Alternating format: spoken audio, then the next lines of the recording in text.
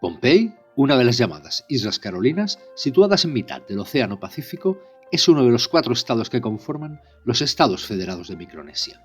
Es un lugar apartado, casi aislado, debido a que no es paso de ninguna ruta comercial y al que para acceder se deben hacer numerosas escalas y no menos de 3 días de viaje. Sin embargo, esta remota isla en mitad de la nada esconde uno de los mayores misterios del planeta.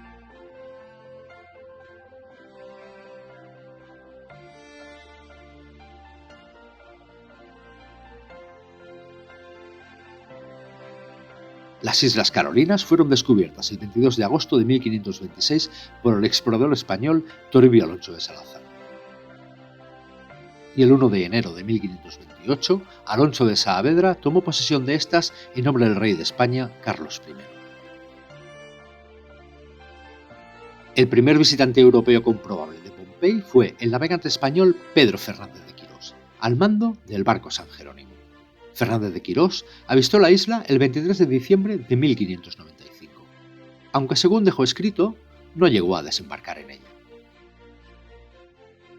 A pesar de que las Carolinas estaban bajo gobierno español desde el siglo XVI, hasta 1885 no se organizó desde Filipinas, también española por aquel entonces, una nueva expedición para proceder a la definitiva ocupación del archipiélago, cuya capital se estableció en Pompey, a la que los españoles llamaron Ponape, nombre con el que fue conocida hasta 1990. Finalmente, en 1887, los españoles se establecieron definitivamente en Ponape, fundando la ciudad de Santiago de la Ascensión, que se convirtió en su primera capital. Como era la sede de la colonia española, Santiago de la Ascensión pasó a conocerse popularmente como Colonia, y es una ciudad que todavía existe y que se encuentra cercana a la actual capital, Palikir. La presencia española en Ponape estuvo marcada por periodos de paz alternados con cruentas rebeliones de los nativos, como la ocurrida en 1887, y que acabó con todo el destacamento español encargado de la vigilancia de la isla. Entre los gobernadores españoles que tuvo la isla está el comandante Isidro Mateo Posadillo y Posadillo, muerto en Ponape durante la citada rebelión, y Luis Cadarso y Rey, que moriría durante la Guerra Hispano-Estadounidense de 1898. Año en el que la isla dejó de pertenecer a España tras ser vendida a Alemania.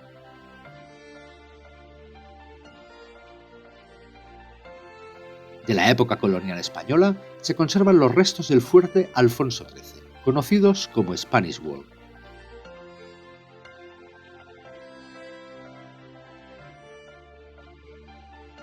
Tras la Guerra Hispano-Estadounidense de 1898, Alemania compró la isla a España. Bajo soberanía alemana, la isla fue nombrada oficialmente Colonia, nombre con el que, como hemos mencionado, ya era popularmente conocida su antigua capital, Santiago de la Ascensión.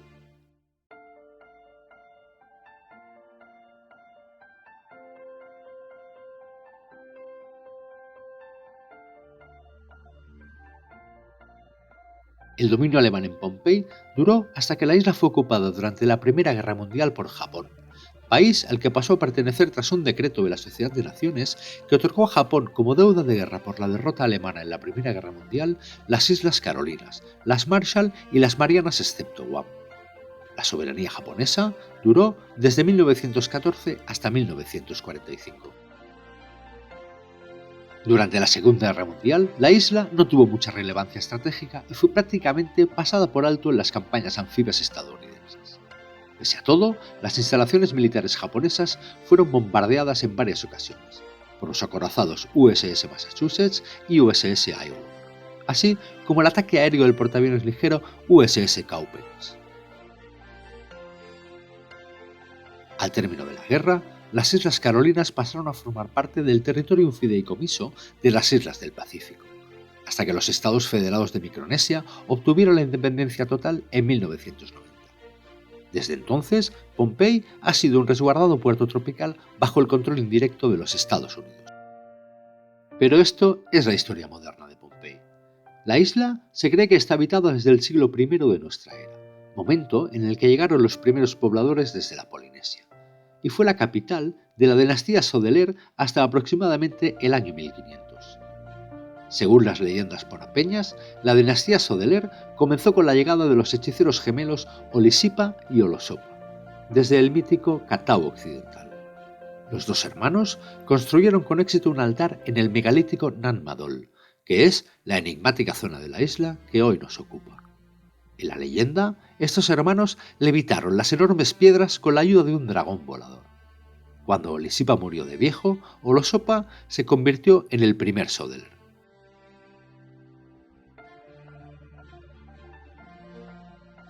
Mitologías aparte, el enigma de los megalitos de Nan Madol está ahí y es uno de los más inexplicables de cuantos se pueden encontrar en el planeta. Y lo es por varios motivos que vamos a ir viendo durante el vídeo.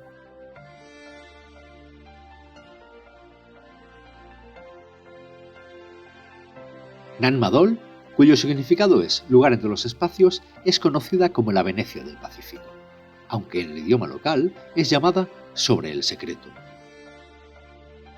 No hay nombre más adecuado. El complejo está situado al este de Pompey y está formado por 92 islotes artificiales construidos encima del arrecife de coral mediante 400.000 bloques de basalto megalíticos. Este es el primer misterio de Nan Madol, aunque los arqueólogos no parecen estar interesados en ir más allá. Como los megalíticos muros de Nan Madol están ahí, estos debieron ser construidos por la dinastía Sodeler. Fin del misterio. El problema es que eso no fue posible. Las dataciones oficiales de carbono 14 hechas en el lugar retrasan la construcción de Nan Madol hasta el siglo XII. ¿La construcción o la ocupación por parte de la dinastía Sodeler? Pues como veremos, hay más que indicios de que Nan Madol es más antiguo. Como es habitual en estos casos, los arqueólogos atribuyen a la dinastía Sodeler un desarrollo técnico muy primario, basado en herramientas de madera y piedra, con las que obviamente no pueden tallarse, moverse e izarse los bloques de basalto de Nan Madol, algunos de 50 toneladas.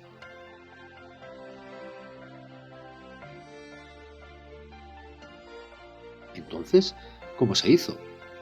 Como de costumbre, no hay respuestas convincentes.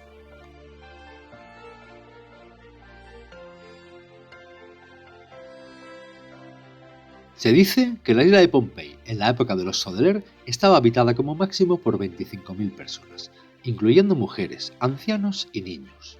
¿Cómo fueron capaces los Sodeler de tallar, trasladar e izar 750.000 toneladas de basalto con tan pocos medios humanos? Es un misterio. Pero hay más. En Nan Madol no hay canteras cercanas. ¿Cómo trasladaron los bloques, algunos como hemos mencionado de 50 toneladas? ¿Mediante levitación, como dice la leyenda local?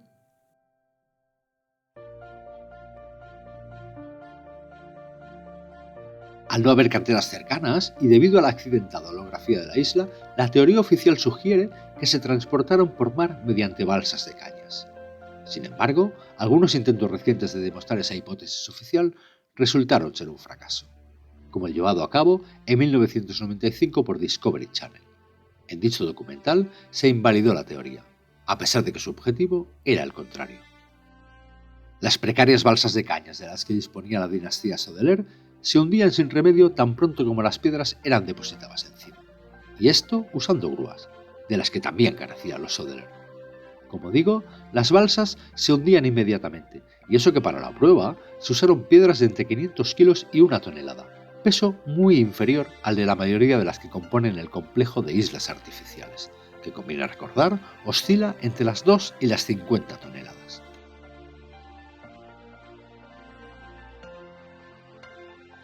Además, hay un dato importante aportado por el propio responsable nacional de conservación histórica de Pompey, Gus Kohler. Tan solo el 40% del basalto usado en Nan Madol coincide con el de las canteras de la isla, descubiertas en tiempos recientes y situadas en la cima de la montaña Puy-en-Malek, una montaña 40 kilómetros al norte de Nan Madol. Esto inmediatamente lleva a más preguntas que respuestas. ¿Cómo bajaron el basalto de la cima? Y lo que es más importante, ¿de dónde proviene el restante 60% de las piedras de Nan Madol? Esto fue corroborado por el profesor Rufino Mauricio, responsable del Archivo Nacional del Gobierno de Micronesia, quien, sin entrar en teorías absurdas, reconoce sin tapujos no tener respuesta para el enigma del traslado de los bloques, más allá de la levitación de piedras con la ayuda de máquinas voladoras de las que nos hablan las leyendas locales. Además, porque la construcción del sitio en sí, ¿cuál era el motivo para construir semejante complejo en mitad de la nada? La hipótesis oficial es de nuevo inconsistente. Los arqueólogos dicen que las estructuras se usaron como almacenes de coco, como fábricas para la extracción de aceite, como astilleros, como casas para la nobleza y como tumbas. ¿De verdad alguien cree que se erigen estructuras megalíticas para construir barcas de cañas o para almacenar cocos?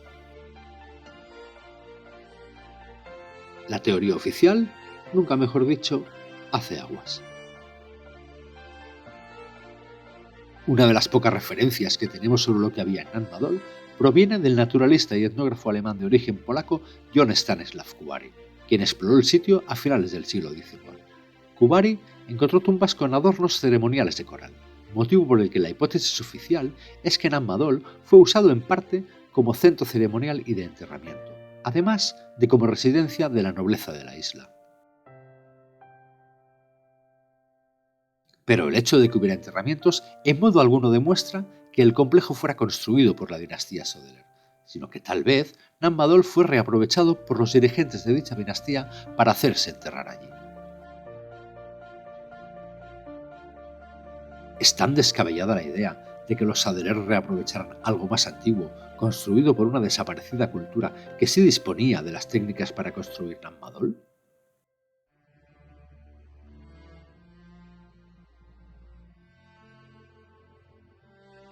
Lamentablemente, el barco que transportaba las cajas con los restos arqueológicos que había recopilado Kubary naufragó, llevándose consigo para siempre los secretos de Nan Madol al fondo del mar.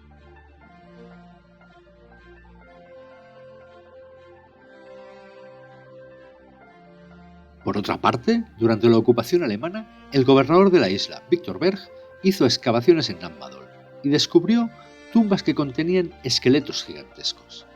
¿A quién correspondían y cuál fue el destino de estos esqueletos? Es otro misterio de Nan Madol. Por si esto fuera poco, durante la ocupación japonesa, buzos del ejército nipón encontraron cofres de platino sumergidos en las aguas adyacentes a Nan Madol, algo que de nuevo destroza la historia oficial. ¿Platino? Aunque en varios sitios de la antigüedad se utilizó platino, otro dato sorprendente por el que la arqueología pasa de puntillas, la primera referencia escrita de la utilización de platino aparece en el siglo XVIII, en la obra del español Antonio de Ulloa, Relación histórica del viaje a la América Meridional, publicado en 1748. En esta obra se indica que el platino se encuentra en los lavaderos de oro del Chocó, en Colombia, y además se resalta que era imposible de fundirlo con los medios de los que se disponía en la época. ¿Cómo lo fundieron entonces los Sodeler?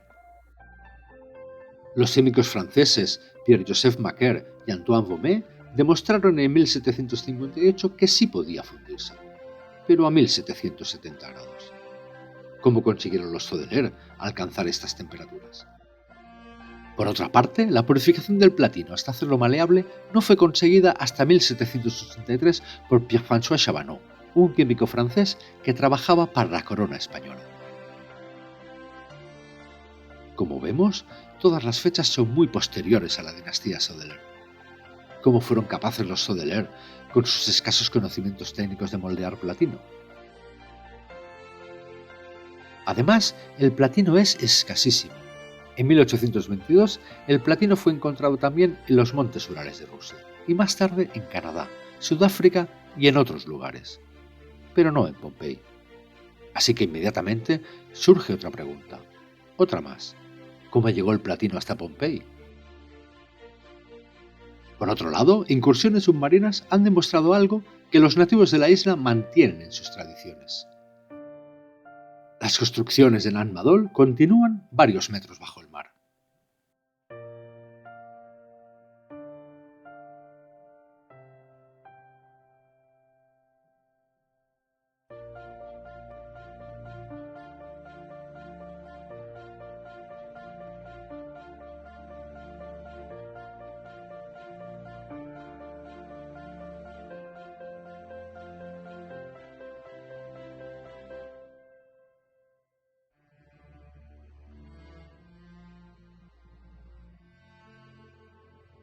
El problema es que la última vez que esa zona estuvo emergida fue al final de la Edad de Hielo, hace 11 o 12 mil años.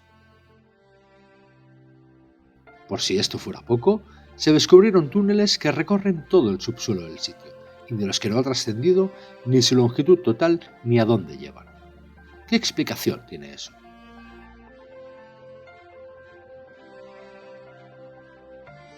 La única conclusión posible es que Nan Madol es mucho más antiguo de lo que supone la arqueología oficial.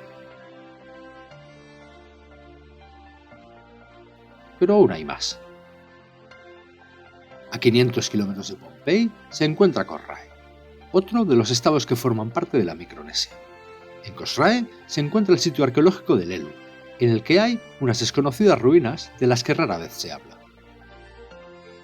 Esas construcciones de basalto, aunque más sencillas, son exactas a las halladas en Nan Madol.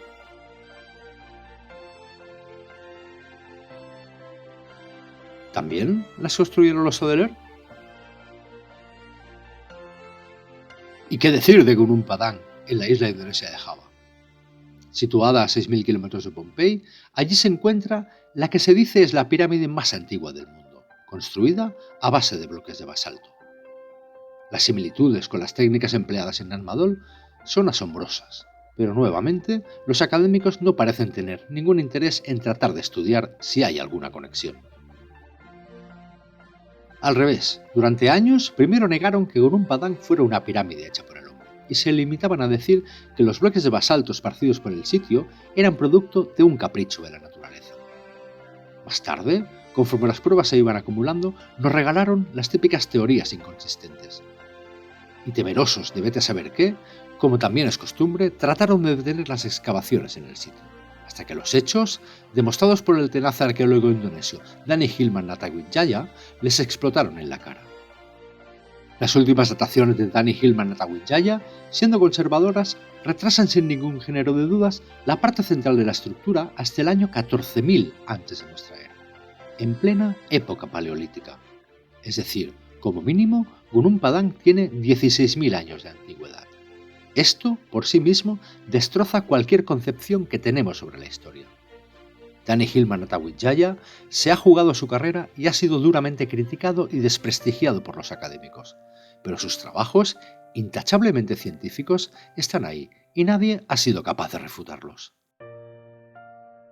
¿Serán acaso las construcciones de Nan Madol, Koh-Rae y Gunung Padang de la misma época y hechas por la misma cultura? ¿Tan descabellado es siquiera plantearse esa posibilidad? ¿Cuántos indicios se requieren para constituir una prueba? ¿3 indicios? ¿4? ¿6? En Nan Madol hay suficientes como para al menos plantearse la posibilidad de que el sitio fuera construido por alguna desconocida cultura anterior a los Odeler. Pero como de costumbre, cualquier prueba indiciaria que se aparta de la hipótesis oficial es descartada, pasada por alto o malinterpretada para encajarla en la narrativa académica. ¿No tenéis la sensación de que los estamentos arqueológicos, en más ocasiones de las prudentes, primero construyen un relato acorde al dogma y luego adaptan las pruebas para explicar ese relato, dejando a un lado los indicios que no encajan en esa idea preconcebida? ¿No debería ser precisamente al revés? Primero obtener los hechos y en base a estos tratar de reconstruir la historia sin descartar ninguna hipótesis.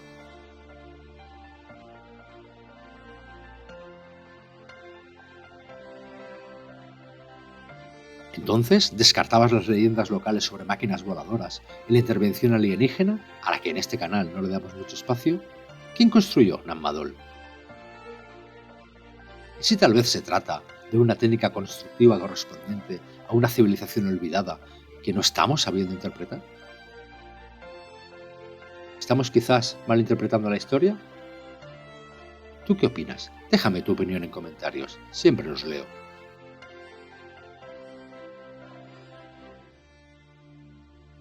Si te ha gustado el vídeo, dale like, suscríbete al canal y comparte. Y no olvides visitar tramis.net para pedir tu copia del libro. Dale una oportunidad, igual te sorprende. No te vayas todavía. Para finalizar, te dejo con algunos de los personajes de Tramis, cuya historia espero que te atrape si alguna vez llegas a leer la novela. Muchas gracias por visionar el vídeo.